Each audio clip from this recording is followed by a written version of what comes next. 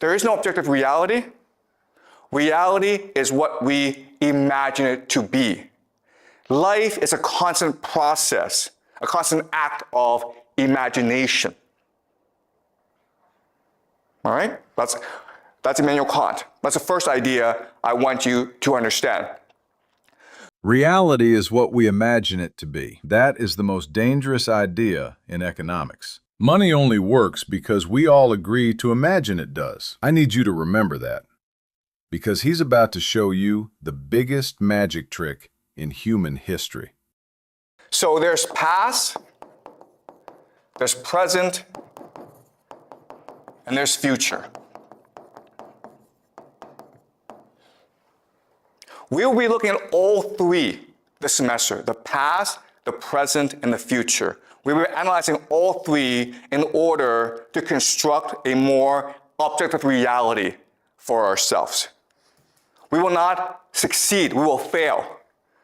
But the process of trying will train our minds to think much more critically about the world. So let me explain how. In the present, we have geopolitics. We'll be studying geopolitics. For example, why is there war in Ukraine? Why is there war in the Middle East? What happened? We'll be studying geopolitics. And we'll try to understand why this is happening. We'll try to formulate an analytical model of geopolitics. Okay, an analytical model. We will then use this analytical model to make predictions about the future. Why do we do this? Because these predictions will tell us if our analytical model is correct or not. Okay, does that make sense? It's no different from artificial intelligence. How do you know if your artificial intelligence, the model is correct or not? Well, you test it against reality. Okay? There's no difference between that artificial intelligence system and what we're trying to do here. And why are we doing this? Because if we're able to have an analytical model that makes correct predictions, then we can take all this and go back and analyze the past to reveal the secret history of the world. That is a project we are undertaking this semester to discover for ourselves the secret history of humanity. Because you may not know this, but all the history that you learn in school, all that history that you think you know, it is false. Okay? The history that you know, the history that you believe, it is a system implanted into your brains by powerful people. Okay? So the real question that we're looking at this semester is really, how does power work? Because if we can figure this out, then you will achieve liberation. You will achieve freedom. You understand how you're being manipulated by others, and therefore you'll be free.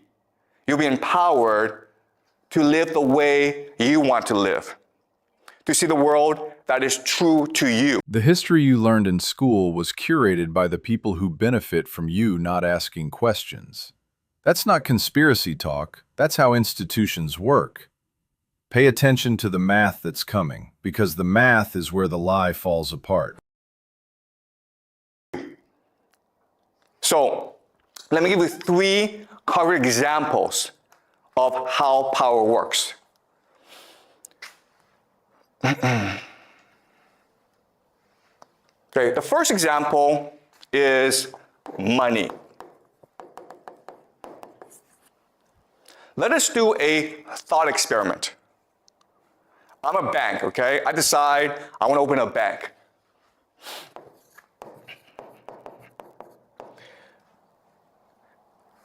And now you're allowed to put money in the bank, okay? So all of you get together and you put $5 million in the bank.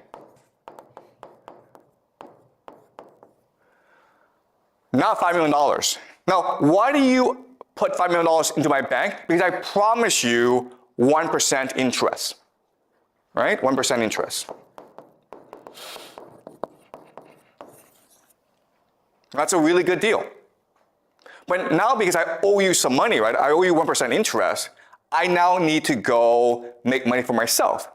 So I have a friend who's building a restaurant, and he says, I need $5 million to build the restaurant. And after a year, I will pay you back 10% interest. Okay? 10% interest. And so I make a 9% profit, and I can use that to pay my employees, to pay myself a salary, to build a new building, okay? So now I want you to think about this. I'm the bank, I got $5 million in deposit money, then I gave out a $5 million loan. Today, how much money is in the bank? Countless. How much money now do I have? I got $5 million from you guys, then I gave it out to someone else, right? So how much money is in the bank right now? Zero is zero, right? It should be zero. 0 is the answer every textbook gives you, and it is dead wrong. I love that you can feel the students nodding along. Yeah, 0. That makes sense. It does make sense, and that's exactly the problem. Logically, the answer is zero.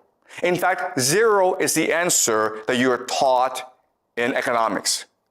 It's what you are taught, yeah? 0 is not the answer that we taught in economics. Okay. You cannot loan all the money that you have.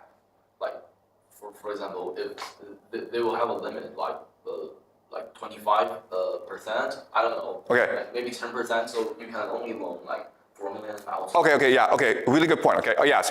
Okay, so that's really good. So in economics, you learn about the idea of the fractional reserve system.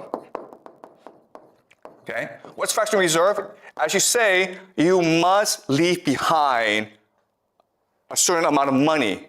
It could be 7%, it could be 10%, it depends on the country, okay? Let's say 10%. So theoretically, I can actually lend out $5 million. I can only lend out $4.5 million. Okay? You're right, okay? That's law as well. Okay? Actually, okay, let's say I lend out $4.5 million, okay? Now how much money do I have in the bank? Yeah, $500,000, right? Okay? So again, this is what you're taught in economics. This is what makes logical sense, right? The correct answer, what actually happens in real life, is you now have $9.5 million. Okay, that is the correct answer. This makes no sense, right? But it happens in reality. And how do we? $9.5 million from 5. And the banks themselves know it. In 2014, the Bank of England published a paper admitting that banks don't lend your deposits. They create brand new money every time they make a loan. The institution that runs British monetary policy told you the textbook is wrong, and nobody blinked.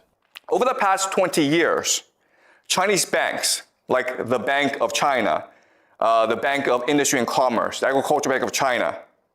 If you Google these banks, what you will see is, these past 20 years, these banks have become the largest in the world.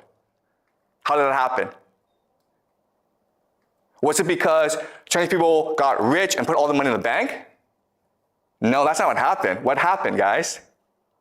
Supported by the country, the government. Okay, what happened was these banks start to lend money out to corporations, to government, to people, to build skyscrapers, to build roads.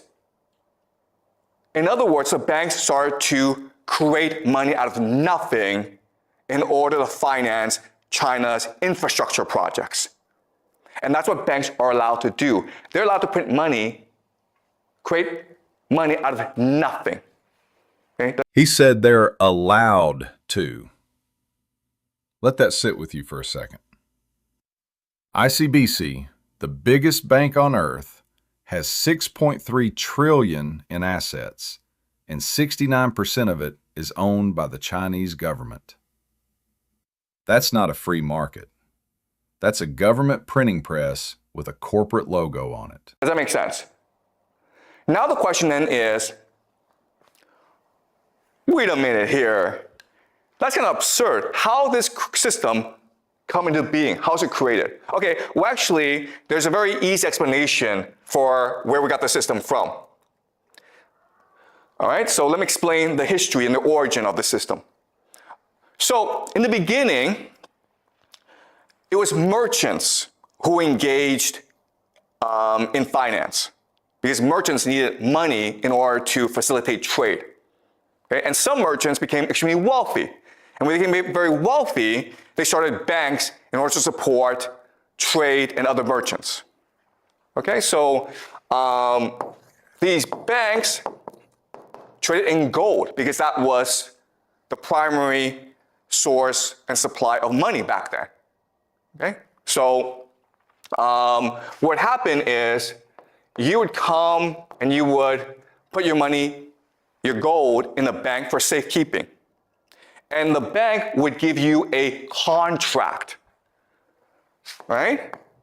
A contract is just saying, thank you for giving me your gold. I promise to give back your gold at any time that you want it. And this is what we call a receipt, right? And this would allow for better and easier trade. Because now I can take this contract and I can go to England, okay? Maybe I'm based in Italy. But now I can go to England and say, listen, I need to buy cotton or bananas from you. And the person is like, well, what are you gonna give me? I'm gonna give you gold, right? So I take the receipt and I give it to you, right? And why do we do this? Because it's a lot easier than giving gold to other people. And so this system would facilitate. Now watch what he's doing. He's taking you back to where the trick was invented. Those receipts he's describing didn't just make trade easier. They became money themselves. The dollar bill in your wallet literally says Federal Reserve Note on it. That is a receipt, and it has been for 400 years. Trade throughout the world. Doesn't make sense. Now, I'm the bank. I have all this gold, and I want to make money with it. So I want to give it to other people. So other merchants would come to me and say, listen, I need gold. Can you lend me out gold? Right? But I say to him, yeah, but if I give you out the gold, you have a security issue. It's inconvenient for you. So why don't I give you a receipt, a contract? That one word, inconvenient, changed everything about how money works. The banker gives the borrower a receipt instead of gold, but the original depositor still has his receipt too. 2 receipts for 1 pile of gold. That is the entire modern banking system in one sentence, and it's been running for 400 years.